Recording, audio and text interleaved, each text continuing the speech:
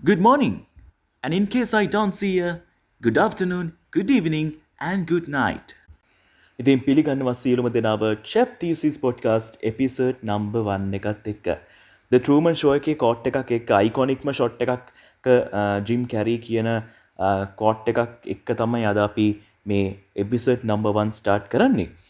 මොකද ඇත්තටම මට හිතුණා අර සාම්ප්‍රදායික විදිහට ආයිබෝවන් හෝ වෙල්කම් හෝ වෙන යම් ආචාර විදියක් පාවිච්චි කරන්නේ නැතුව පොඩක් වෙන විදිහකට වෙන හැඩයකට මේක පටන් ගන්න කියලා. ඉතින් මගේ නම ආකාශ් පෙරේරා. ඇත්තටම කිව්වොත් මේ පොඩ්කාස්ට් එපිසෝඩ් නම්බර් 1 එකේ ඉන්නේ මම විතරයි. නමුත් ඉස්සර එපිසෝඩ් වලට මාත් එක්ක තව එක්කෙනෙක් එකතු වෙනවා. ඉතින් එයා සහ මම තමයි මේ පොඩ්කාස්ට් එක දිගටම අරගෙන යන්නේ. ඇත්තටම කිව්වොත් මිත්‍රවරුනි අපි මේ පොඩ්කාස්ට් එකේ පළවෙනි එපිසෝඩ් එක රිලීස් කරන්න හිටියේ 2026 ජනවාරි මාස 1 වෙනිදා. ඒ කියන්නේ අර අලුත් අවුරුද්දක් පටන් ගන්නකොටම රතිඤ්ඤ සද්ද මැදින් ඩෝන් ගාලා දාන්න තමයි හිටියේ. නමුත් මම කල්පනා කරපු කාරණේ තමයි ඇයි චැප්ටීසිස් අපි සාමාන්‍ය අර පළවෙනිදා ළඟට එනකන් බලන් ඉන්න කෙනෙක් බවට පත් වෙන්න කියලා. අපි හැමෝම බලන් ඉන්නේ පළවෙනිදා ළඟට එනකන්නේ. අපි දැන් මොන හරි කරනකොට අපි එක්ක බලන් ඉන්නවා සඳුදා එනකන්. නැත්තම් අපි මාසෙක පළවෙනිදා එනකන් බලාගෙන ඉන්නවා. නැත්තම් දැන් ඔය අපේ තියෙනවානේ මේ New Year resolutions කියලා. දැන් මේ දෙසැම්බර් මාසේ අග දැන් අපි ඉන්නේ. දැන් ඔයාලා ලිස්ට් හදාගෙන ඇති. මම 2026 මේවා කරනවා. මම 2026 මේ පුරුදු නවත්තනවා. මම 2026 අරහෙ යනවා මෙහෙ යනවා. නමුත් මේ හාහා පුරා කියලා පටන් ගන්න පළවෙනි පොඩ්කාස්ට් එපිසෝඩ් එකේ මම ඔයගලන්ට පොඩි යෝජනාවක් කරන්න කැමතියි. ඇත්තටම ඇයි අපිට කලින් පටන් ගන්න පුළුවන්කම තියෙද්දි ඇයි ඉතින් අවුරුද්දේ පළවෙනි මාසේ පළවෙනිදා එනකම්ම ඉන්නේ? ඔයාලට 2025 දෙසැම්බර් 31 වෙනිදා රාත් 12න් පස්සෙමද දේවල් කරන්න ඕනේ. මං හිතන්නේ එහෙම කරන්න අවශ්‍යයි කියලා. ඔයාලට දෙයක් දැන් පටන් ගන්න පුළුවන් නම් දැන් පටන් ගන්න. ඒකේ වාසිය ඔයාටමයි. අපි කලින් පටන් ගන්න තරමටම අපිට කාලෙ ඉතුරු වෙනවා. ඒ වගේම තව දෙයක් කියන්න ඕනේ. හැම සබ්ජෙක්ට් එකකටම හැම විෂය පතයකම මූලික දේ තමයි මොන හරි දෙයක් ඔයාට කරන්න ඕන නම් මුලින් මේ දේ පටන් අරගෙන ඉන්න. පටන් අරගත්තට පස්සේ තමයි අපි බලන්න ඕනේ මේකට එකතු කරගන්න පුළුවන් දේවල් මොනවද? මේකෙන් අඩු කරගන්න පුළුවන් දේවල් මොනවද? මේක මේ පැත්තට හැරෙන්න ඕන කියලා අපිට තේරෙන්නේ දෙයක් පටන් ගත්තොත් විතරයි. හරි දැන් සමහර කට්ටිය ඉන්නවනේ දැන් මම නිකන් ගන්න දැන් මගේ පොඩි අරමුණක් තමයි මේ එන අලුත් අවුරුද්දේ මගේ මේ බඩ අඩු කරගන්න එක. මොකද මම ටිකක් මහතයි. ඒක නිසා මේ දැන් සමහර අය මම දැකලා තියෙනවා ඔය New Year resolution එකක් විදිහට බඩ අඩු කරගන්නවා කියලා හිතාගෙන ඉන්න මං වගේ ජීවීන් මම දැකලා තියෙනවා සමහර වෙලාවට අර තමන්ගේ යාළුවන්ට එක එක දේවල් කියනවා. ජිම් membership එක ගත්ත මචං. බලහන්කො මම දැන් ලබන මාසේ ඉඳන් ජිම් යනවා. ජිම් ගිහිල්ලා මාස 6 යනකොට මම බඩ අඩු කරගන්න කොහොමද දන්නවද? කෙලින්ම නිකන් ආයි අර ඇඟත් ෂේප් කරගෙන එන්නම්ම ස්ලිම් එන්නම්ම ලස්සන පොරක් වෙනවා බලන්නකො නැද්ද කියලා කියනවා විතරයි අන්තිමට එයා කෙට්ටු වෙලා තියෙන ඔළුවෙන් විතරයි. ඇත්තටම එයා කෙට්ටු වෙලා නැහැ. හිටියටත් වඩා සමහර වෙලාවට මහතයි. ජිම් membership එක මේසුට ගත්ත විදිහටම ගත්ත දවසේ ඒ තිබ්බ විදිහටම තියෙනවා. ඉතින් ඒකයි මම ඕගලන්ට කියන්නේ. ඔක්කොටම කලින් දෙයක් පටන් අරන් ඉන්න. ඊට පස්සේ අපි බලමු මොකද කරන්න කියලා. හොඳයි. අද අපි කතා කරන්නේ 2026 අවුරුද්දේ වෙන්න තියෙන විශේෂ දේවල් කිහිපයක් ගැන. මේක දෙසැම්බර් වලම ඔබ දැනන් ඉන්න එක හොඳයි. පළවෙනිම කාරණේ නම් එච්චරම වැදගත් දෙයක් නෙමෙයි කියලා ඔබට හිතෙන්න පුළුවන්. නමුත් මම මේක කියන්නම් මේ මොහොතේ බීටා පරම්පරාවට වසරක් සම්පූර්ණ වෙනවා 2026 ජනවාරි මාසේ 1 වෙනිදා. දැන් ජෙනරේෂන් බීටා කියලා කියන්නේ මොකක්ද කියලා හරියටම දන්නේ නැති කෙනෙක්ට කියන්නම් ඔබ ජෙන් Z දන්නවනේ. ඔබ මිලේනියල්ස්ලා දන්නවා. ජෙන් Z දන්නවා. ජෙනරේෂන් ඇල්ෆාත් දන්නවා ඇති. ඒ කියන්නේ අවුරුදු 100කට අධික ප්‍රමාණයකට කලින් ඉඳන් අපේ ලෝකයේ හිටපු මිනිස්සු අත්විඳපු තාක්ෂණය, අත්විඳපු ජන සමාජය, එතකොට අත්විඳපු විවිධාකාර ජීවන අත්දැකීම් මත පදනම් වෙලා පරම්පරා වශයෙන් මිනිස්සු බෙදපු සංකල්පයක් ගැන තමයි මම මේ කියන්නේ. කතා කරනව නම් ගොඩාක් දිග මාතෘකාවක් නිසා මේක මම අපි දන්න තැන ඉඳන් පටන් ගන්නවා. එතකොට අපි දන්න තැන තමයි මිලේනියල්ස්. මිලේනියල් කියන පරම්පරාව කියන්නේ 1981 ඉඳන් 1996 වෙනකන් ඉපදිච්ච පරම්පරාව. හරි. එතකොට ජෙනරේෂන් Z Gen Z නම් අපි දන්නවනේ. Gen Z කියලා කියන්නේ 1997 ඉඳන් 2012 වෙනකන් ඉපදුන ළමයි අයත් වෙන පරම්පරාව. එතකොට ඔබ 2013 15 කෙනෙක්ට නිකමට හරි ඔයගොල්ලෝ Gen Z කිව්වොත් ඔන්න ඔබ එතනදී හදාගන්න ඔබ ඒ කිව්වේ Gen Z කෙනෙක්ට නෙමෙයි. මොකද ජෙනරේෂන් Z එකට අයිති අවසාන ළමයා ඉපදිලා තියෙන්නේ 2012 දී. 2013 ඉඳන් 24 වෙනකන් 2024 වෙනකන් ඉපදුන ජෙනරේෂන් එකට අපි කියන්නේ Gen Alpha. අවසාන වශයෙන් 2025 ඉඳලා 2025 ජනවාරි 1 වෙනිදා ඉඳලා 2039 වෙනකන් ඉපදෙන ළමයින්ගේ පරම්පරාව හඳුන්වන්නේ ජෙනරේෂන් බීටා කියලා. ඉතින් ඒ බීටා පරම්පරාවට ඉස්සරහට අපිට තව අවුරුදු ගණනාවකින් අත්විඳින්න හම්බ වෙන්නේ නැති, ඒ කියන්නේ දැන් අපි සමහර විට අවුරුදු 70ක් 80ක් ජීවත් වෙයි උපරිම. ඊට පස්සේ අපිට වෙන තාක්ෂණික දියුණුව අපිට බලා ගන්න වෙන්නේ නැහැනේ. නමුත් මේ බීටා පරම්පරාවට වාසනාව තියෙනවා තවත් අවුරුදු 70කින් 80කින් ඉදිරියට සිද්ධ වෙන තාක්ෂණික විප්ලවය පිළිබඳව ඇසින් තුටු සාක්ෂිකාරයෝ වෙන්න. ඉතින් බීටා ජෙනරේෂන් එක ගැන මතක් කිරීමත් එක්ක අපි ආයෙම මාතෘකාවට 2026 මොකද වෙන්නේ? මේ මාතෘකාවට මම කරුණු හොයනකොට මට හම්බුණා මේ මරු ආටිකල් එකක් ෆෝබ්ස් සංග්‍රහයේ. මේක කියනවා බර්ක්ෂයර් හැතවේ රිපෝට් එකට අනුව ලෝකයේ 2026 ජීවත් වෙන ආරක්ෂිතම රටවල් මොනවද කියන එක සම්බන්ධ විස්තර. මේකේ පළවෙනි ස්ථානයට දාලා තියෙන නෙදර්ලන්තය. මේක අර කාරණා කීපකින් මේගොල්ලෝ සැලකිලිමත් වෙලා තියෙනවා මේකට පළවෙනි ස්ථානය දෙන්න. මේකේ විශේෂම කාරණේ තමයි මේක මේ අපි මේ කතා කරන මොහොතේ 2025 මේ රට තියෙන 14 වෙනි ස්ථානයේ තමයි මේ ලයිස්තුවේ. නමුත් 2026 වෙනකොට මේගොල්ලන්ගේ තියෙන දේශපාලන ප්‍රතිපත්ති, ආර්ථික ප්‍රතිපත්ති වගේම සමාජීය ප්‍රතිපත්ති නිසා මේක පළවෙනි ස්ථානයට එනවා කියන නිගමනය මේ සංග්‍රහයෙන් අපිට ලබා දෙනවා. මේක අහන් ඉන්න කෙනෙක්ට දැන් හිතෙනවා නම් මොකද්ද බර්ක්ෂයර් හැතවේ රිපෝට් එක කියන්නේ කියලා. ඇමරිකාවේ ඔමහා ප්‍රාන්තයේ තියෙන බර්ක්ෂයර් හැතවේ කියන සමාගමෙන් තමයි මේ වාර්ෂික වගේම කාර්තු වශයෙන්ුත් මේ රිපෝට් එක නිකුත් කරන්නේ. මේ සමාගමේ විශේෂත්වය තමයි මේ සමාගමේ ප්‍රධාන කොටස් ගණුම්කරුවෙක් තමයි වොරන් බෆට්. වොරන් බෆට් දන්නවනම් කාලයක් ලෝකයේ අංක 1 ඉන්වෙස්ටර් වෙලා හිටියේ වොරන් බෆට්. එතකොට වර්තමානයේ වෙනකොටත් ලෝකයේ ප්‍රබල චරිතයක්, ලොකුම සල්ලිකාරයෙක්.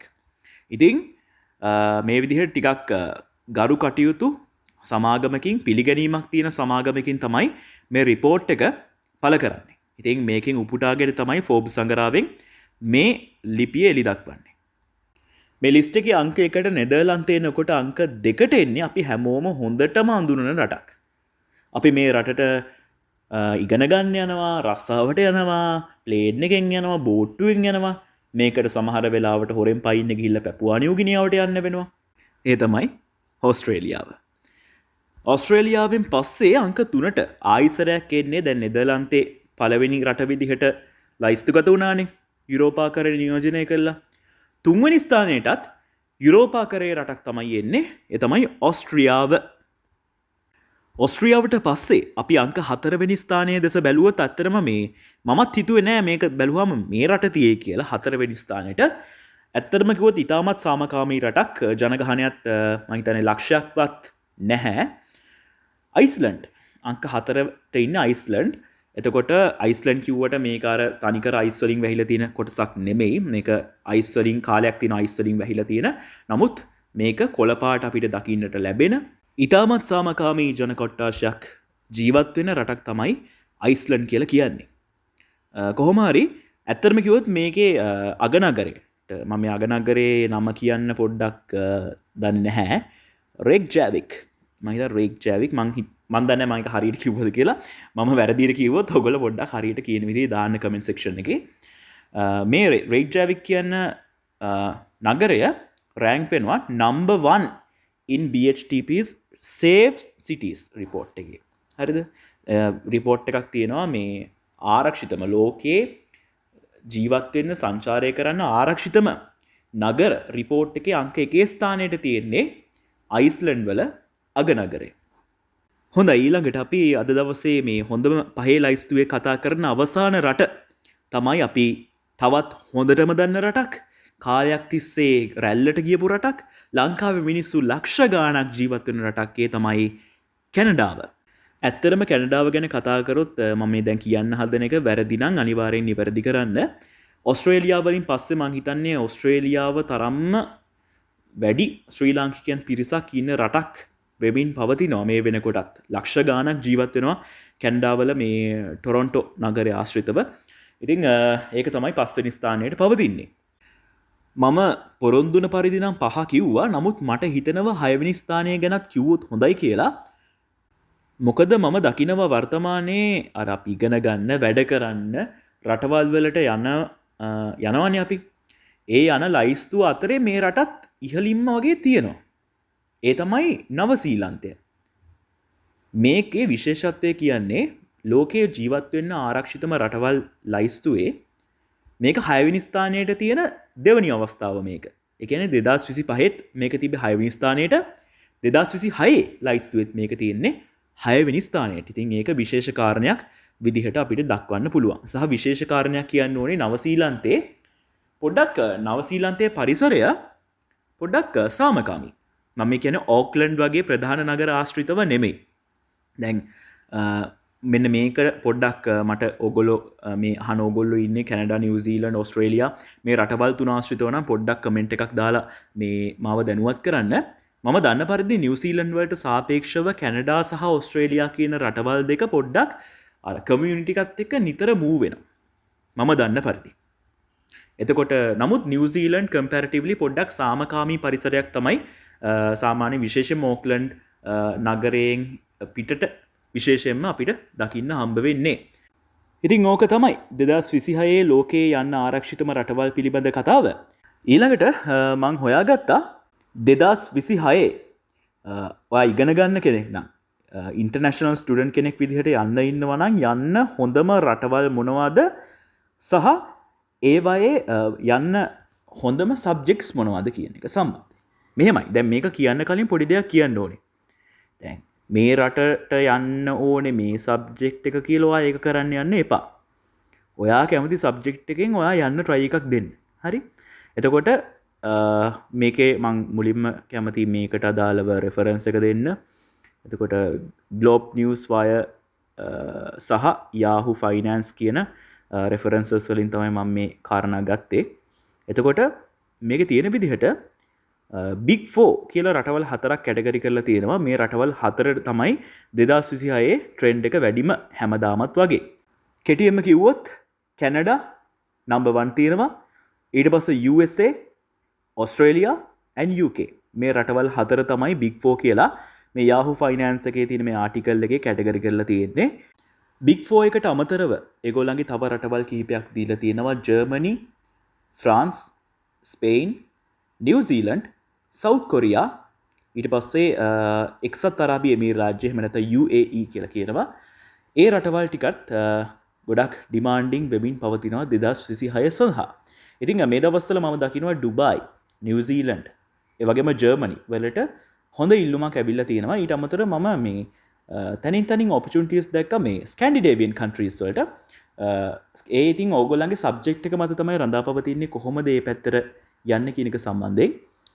ස්පෙෂලි මම දකින කාරණේ තමයි මම මේ Big 4 කියලා දැක්ක කන්ට්‍රීස් වලට ගොඩක් වෙලාවට යන්නේ ටෙක්නොලොජි ප්‍රෝග්‍රෑම් වලට. IT, cyber security, data sciences, ඒ වගේම ඊට අමතරව ගත්තොත් ඒ කියන්නේ ටෙක්නොලොජි driven කියන කැටගරි එකකින් අයින් වුණොත් හෙල්ත් කෙයාර් ප්‍රෝග්‍රෑම්ස්, ඊට පස්සේ තවත් එහාට ගියොත් බිස්නස් ඇඩ්මිනිස්ට්‍රේෂන්, මේවටනේ සාමාන්‍යයෙන් යන්නේ මේ ළමයි රටවල්. දැන් මේ වෙනකන් ගියේ ඒ වගේ සබ්ජෙක්ට්ස් වලට. නමුත් මට ගොඩක් වෙලාවට ඔය එක්ස්පර්ට්ස්ලා ඒ වගේම ඔය ස්ටුඩන්ට් කන්සල්ටන්සි වලින් එක් එහෙම කතා කරාට පස්සේ කියපු කාරණේ තමයි අපි ස්පෙસિෆික් වෙන තරමට හැමෝම රැල්ලට කරන සබ්ජෙක්ට්ස් කරන්නේ නැතුව අපි මොන හරි ස්පෙસિෆික් කැටගරි එකකින් ස්පෙෂලි ගත්තොත් ගොඩාක් කට්ටිය තෝරගන්නේ නැති ෆීල්ඩ් එකකින් අපි ලංකාවේ ඇතුළේ ඉඳන් ස්ටඩි කරන්න පටන් ගත්තොත් අපිට ඇත්තටම ඔපචුනිටි එක වැඩි ඒක අපේ තියෙන ක්වොලිෆිකේෂන්ස් පෙන්නලා පිටරට යන්න. සහ විශේෂයෙන්ම ගන්න ඕනේ ඔයගොල්ලෝ මේ ස්ටඩි ඩෙස්ටිනේෂන්ස් ගැන කතා කරනකොට මේකේ මේ හොඳම කියලා සෙට් එක තියෙනකොට මේකේ තව දේවල් තියෙනවා සැලකිලිමත් වෙන්න. දැන් මේකේ තියෙන මේ ට්‍රෙන්ඩ්ස් නේ. මේකේ තියෙන මේ ට්‍රෙන්ඩ් එක. ඊට අමතරව ඕගොල්ලෝ බලන්න ඕගොල්ලන්ට ගොඩාක් දේවල් ඇති නේද? දැන් අපි කලින් කතා කරන්නේ ජීවත් වෙන්න ආරක්ෂිතම රටවල්. එතකොට ඒ අතුරින් මේකෙත් තියෙන ඒ ලයිස්තුවෙත් තියෙන ඊට අමතරව තව අපි ගොඩාක් වෙලාවට බලනවා එහි තියෙන ස්ටඩි ක්වොලිටි එක ඊට පස්සේ යුනිවර්සිටි වර්ල්ඩ් රෑන්කින් එක මේ මට ඔයගොල්ලෝ යුනිවර්සිටි වර්ල්ඩ් රෑන්කින් ගැන වීඩියෝ එකක් ඕන නම් අනිවාර්යෙන් කමෙන්ට් සෙක්ෂන් එකේ දාන්න 2026 යුනිවර්සිටි රෑන්කින් ගැන වීඩියෝ එකක් ඕන කියලා.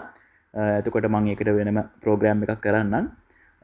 ඊට අමතරව තව තියෙනවා quality of life ගොඩාක් දේවල් තියෙනවා. ඉතින් බලන්න අපි පිටරට යනවනම්. හොඳයි. ඒක තමයි අපි ස්ටඩි කරන්න හොඳම ඩෙස්ටිනේෂන්ස් පිළිබඳ තිබ්බ විස්තරය.